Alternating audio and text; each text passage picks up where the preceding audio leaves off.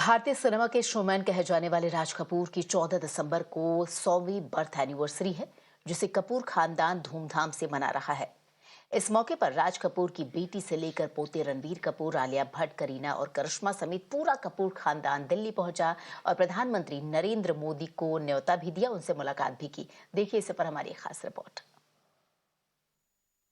हम एक हफ्ते से सिर्फ ये डिसाइड करें कि हम कैसे आपको कहेंगे प्राइम मिनिस्टर जी, प्रधानमंत्री जी। रीमा बुआ मेरे को रोज फोन करके पूछ रही है क्या मैं ये बोल सकती हूँ, क्या मैं ये वो बोल सकती हूँ। मैं भी आपका परिवार का हूँ भाई, आपको जो मर्जी पड़े वो बोलिए। बहुत अच्छा रट के आदरणीय प्रधानमंत्री श्री नरेंद्र मोदी जी। कट।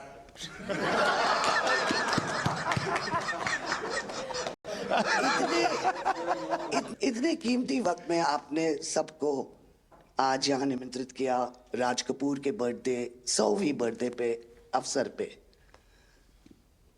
हम आपका शुक्रिया अदा करते हैं। और पापा की पिक्चर के गाने की एक दो लाइन याद आ गई। मैं ना रहूंगी, तुम ना रहोगे, लेकिन रहेंगी निशानियां। आपने इतना सम्मान प्यार दिया है, आज के दिन को सारी इंडिया देखेगी कि नरेंद्र मोदी जी प्राइम मिनिस्टर हमारे ने कितना सम्मान कपूर परिवार को दिया है। राज कपूर साहब का बहुत बड़ा योगदान है जी। आपका स्वागत करने का अवसर मिला और राज साहब का 100वां जन्मदिन यानी हिंदुस्तान की फिल्म इंडस्ट्री की स्वर्णिम यात्रा का वो कालखंड है जी। अब 1947 नीलकमल, अब 2047 को हम जा रहे हैं। 100 साल की एक प्रकार से जब यात्रा बनेगी तो कितना बड़ा देश को कंट्रीब्यूशन है। आजकल हमारे यहाँ डिप्लोमेटिक वर्ल्ड में सॉफ्ट पावर इसकी बहुत चर्चा होती है कि भाई जिस जमाने में सॉफ्ट पावर शब्द का जन्म नहीं हुआ होगा, शायद राज कपूर साहब ने दुनिया में भारत के सॉफ्ट पावर की ताकत को एस्टैब्लिश कर दिया था।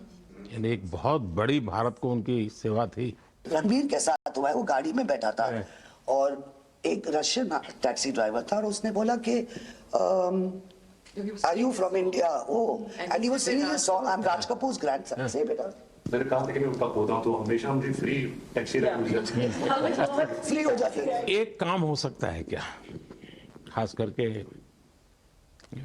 सेंट्रल एशिया, कोई ऐसी फिल्म बने जो वहाँ के लोगों के दिल दिमाग पर राज साहब आज इतने सालों के बाद भी, यानी आज भी उनका पूरा कंट्रोल है। मैं बताता हूँ, आज छोटे बच्चों को भी सिखाते गाने। हाँ, यानी उनके जीवन में प्रभाव है। मुझे लगता है कि सेंट्रल एशिया में बहुत बड़ी ताकत है जी। हमें पुनर्जीवित करना चाहिए, हमें इसको नई पीढ़ी तक जोड़ना चाहिए और एक लिंक बने, वैसा कोई क्रिएटिव वर्क करना चाहिए और बन सकता है। वो उनको इतना प्यार मिला उसमें कि ये थोड़ा से उनका नाम इंटरनेशनली भी बाहर गया और उनको बोल सकते हैं छोटे से तरीके से एक कल्चरल एम्बेसडर। लेकिन आज मैं ये आपको बोलना चाहती हूँ, वो छोटे से कल्चरल एम्बेसडर थे, लेकिन हमारे प्राइम मिनिस्टर इंडिया के तो हमें ग्लोबल मैप में डाल दिया है। एंड वो हम we are so proud, each member of this family is very proud. देखिए देश की आज प्रतिष्ठा बहुत बड़ी है।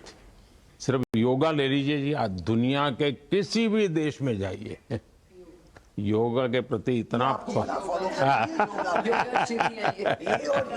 मम्मी और मैं, हम दोनों, बेबो, लोलो, हम सब योगा में बहुत रुचि रखते हैं जी।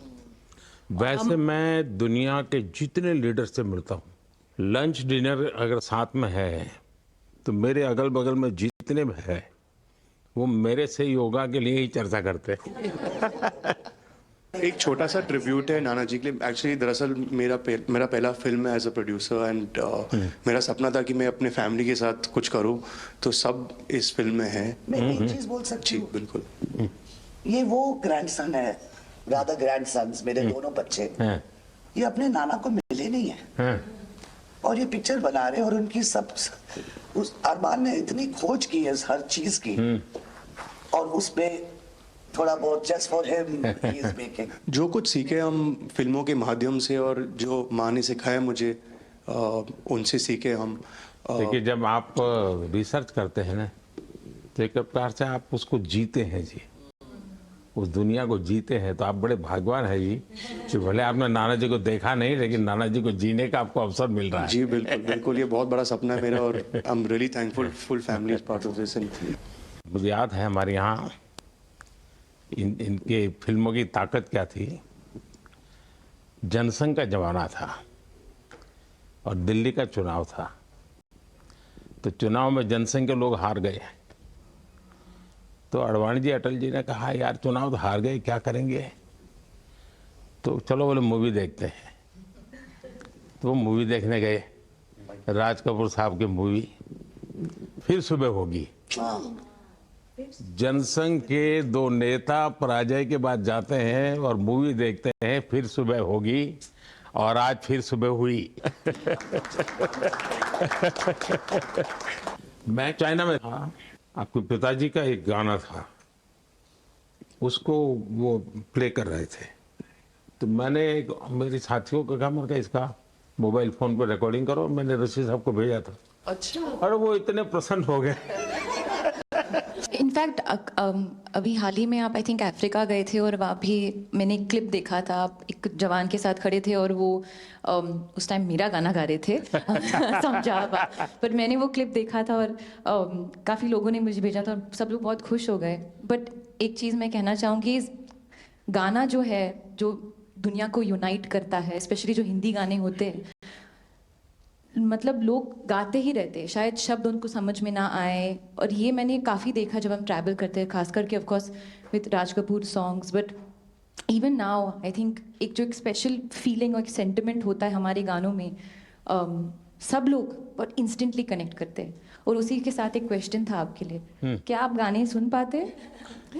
मैं सुन पाता हूँ क्योंकि मुझे अच्छा लगता है, कभी मौका मिल जाए तो मैं जरूर सुन लेता हूँ। आप पहले प्रधानमंत्री हैं जिससे मैं मिला हूँ, और आपने आंखों में आंख लगा के इतने मतलब पर्सनली हमसे मिले हैं, और 2 बार मिले हैं। आप में इतनी अच्छी एनर्जी है और आप इतनी मेहनत करते हैं, और आप जो करते हैं मैं आपको कंग्रेचुलेट करना चाहूँगा, और thank you for opening your doors और हम सबसे मिलने के लिए और इतने एक्सेसिबल होने के लिए, तो बहुत खुश हूँ। मैं आपके पिताजी को मिला हूँ और मैं सोच रहा था कि आज मुझे 3 पीढ़ी को मिलने का मौका मिलेगा, लेकिन आप लाए नहीं तीसरी पीढ़ी को। They're all big actors. We are not in the creative field. My children are trying level best. That we would be invited by the Prime Minister. मतलब पापा थैंक यू। 13, 14 और 15 दिसंबर को हम राज कपूर का एक रेट्रोस्पेक्टिव कर रहे हैं। गवर्नमेंट ऑफ इंडिया, NFDC और NFAI ने हमारी बहुत मदद की। हमने उनकी 10 फिल्म लेके उनको रिस्टोर किया है, ऑडियो और विजुअल। तो हम पूरे हिंदुस्तान में कुछ 160 थिएटर्स में 40 सिटीज़, अराउंड 40 सिटीज़ उनकी फिल्में दिखा रहे हैं। तो 13 तारीख को हमारा प्रीमियर है जो हम मुंबई में करें, पूरी फिल्म इंडस्ट्री को हमने बुलाया है।